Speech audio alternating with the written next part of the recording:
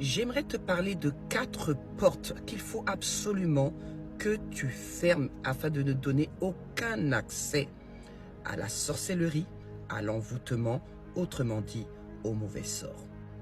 Tu dois absolument éviter de laisser la colère te dominer. Psaume chapitre 37, verset 8 dit ceci. Laisse la colère, abandonne la fureur, ne t'irrite pas, ce serait mal faire. Bien-aimé, la colère n'a jamais accompli la volonté de Dieu. Et si Dieu nous dit d'éviter de nous irriter, de demeurer dans un sentiment de colère, c'est parce que, bien-aimé, la colère est l'une des principales portes par lesquelles le mauvais sort, l'envoûtement, la sorcellerie entre pour tout simplement dévaster ton âme, te conduire à de mauvaises pensées, te pousser à de mauvaises actions et ainsi t'éloigner de la volonté de Dieu.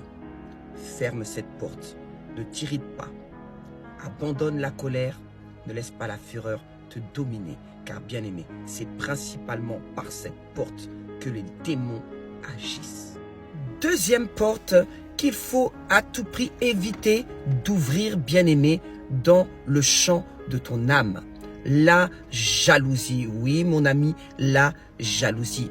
La jalousie est une vieille porte qui a toujours été utilisée dès le commencement par l'ennemi, par le diable. C'est pourquoi Dieu va dire à Caïn, le péché se tient à ta porte. Domine, oui, domine. N'ouvre pas la porte de la jalousie. Pourquoi? Parce qu'il est écrit, bien-aimé, dans Proverbes, chapitre 6, verset 34. Car la jalousie met un homme en fureur et il est sans pitié au jour de la vengeance. Bien-aimé, la jalousie est une porte qui transforme l'homme en démon. La jalousie est une porte qui favorise, bien-aimé, l'accès à la méchanceté, l'accès, bien-aimé, à la fureur. C'est pourquoi il est impératif, quand tu sais que tu es une personne qui est très combattue dans ta destinée, ne permets pas à l'ennemi de t'envahir du sentiment de la jalousie. Ne laisse pas, bien-aimé, un complexe d'infériorité. Ne laisse pas la voix du diable, bien-aimé, élever en toi la jalousie. Car la jalousie est l'une des plus grandes portes qui amène le meurtre, le crime. C'est de ça qu'il s'agit. N'ouvre pas cette porte. Troisième porte qui favorise l'accès à l'envoûtement, au mauvais sort, à la sorcellerie dans ta vie. La rancune. Oui, les amis, la rancune. Lévitique chapitre 19, verset 18 dit ceci.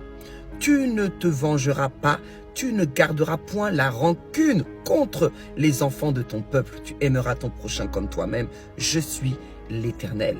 Bien-aimé, la rancune est l'une des bases sur laquelle, bien-aimé, l'ennemi, les démons, la sorcellerie, le diable vient asseoir son leadership, vient asseoir son œuvre, vient asseoir sa puissance. Pourquoi? Parce que, bien-aimé, lorsque ton cœur est disposé à retenir, bien-aimé, la rancune à l'égard d'une personne, à l'égard de ton prochain, tu te fermes, bien-aimé, les portes à toi-même et tu disposes ton âme, tu disposes ton cœur, bien-aimé, à être accessible pour accomplir les pensées négatives, les pensées du mal. Et l'influence du mal va venir te parler, l'influence du mal va venir te dominer et elle va te conduire, bien-aimé, à tirer vengeance toi-même, alors qu'il est écrit à lui la vengeance et la rétribution des méchants. Tu dois garder, bien-aimé, cette discipline en toi afin d'éviter que cette porte qui est la rancune favorise l'accès à la sorcellerie, à l'envoûtement et, bien-aimé, tout simplement au mauvais sort. La quatrième porte, bien-aimé, se rapproche de la jalousie, c'est l'envie. Oui, l'envie. Bien-aimé, lorsque tu ouvres la porte à l'envie, tu perds ton identité, tu perds ton chemin de vie, tu perds, bien-aimé, ce que Dieu avait prévu pour toi afin de te bénir.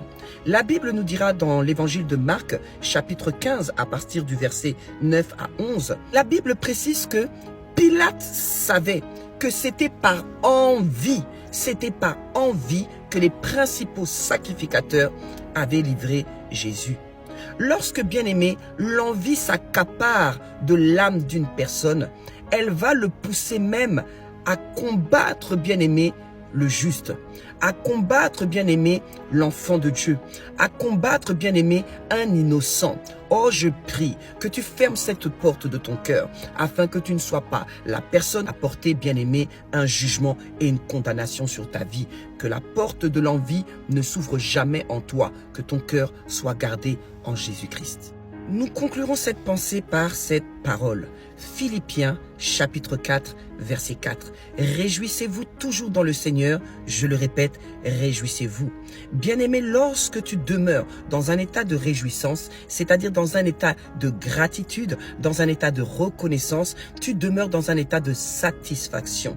Et celui qui est satisfait dans son état, peu importe sa condition, est une personne, bien-aimée, qui est inébranlable. C'est une personne qui n'envie pas. C'est une personne qui ne jalouse pas. C'est une personne qui filtre ses émotions, qui sait rejeter tout ce qui est mal afin d'accueillir tout ce qui est bon. C'est une personne qui a conscience de son état d'âme et du pouvoir de son état d'âme. C'est une personne qui a banni l'envie, qui a banni la jalousie. C'est une personne qui ne retient point la rancœur, car il sait que la rancœur ne fait de mal à personne si ce n'est à lui-même, car la rancœur est un poison qui détruit intérieurement celui qui porte cette semence. Bien-aimé, celui qui se réjouit dans le Seigneur est une personne qui a bien aimé discipliner son âme à ne point demeurer dans la colère. C'est une personne qui sait que la colère est un sentiment passager qu'il faut maîtriser. C'est une personne, bien aimée, qui ne laisse pas la fureur l'emporter, car il sait que ce sera mal faire. J'ai envie de t'exhorter, bien aimé, à discipliner ton âme, car bien aimé, celui qui discipline son âme discipline son cœur. Or, il est écrit que, bien aimé, garde ton cœur plus que toute autre chose, car de lui viennent les sources de la vie. Bien aimé, sachez une chose, c'est que s'il y a des portes qui favorisent l'accès au mauvais sort, à la sorcellerie et à l'envoûtement, c'est qu'il y a nécessairement des portes qui favorisent la grâce, la faveur, l'influence et l'impact, qui attirent, bien aimé, les bonnes choses. Alors je prie que tu sois cet homme, que tu sois cette femme qui attire, bien aimé, qui ouvre les portes à ceux qui plaisent à Dieu, afin que, bien aimé, Satan te trouve inébranlable et que tu ne sois jamais son instrument ou son outil pour détruire et pour te détruire.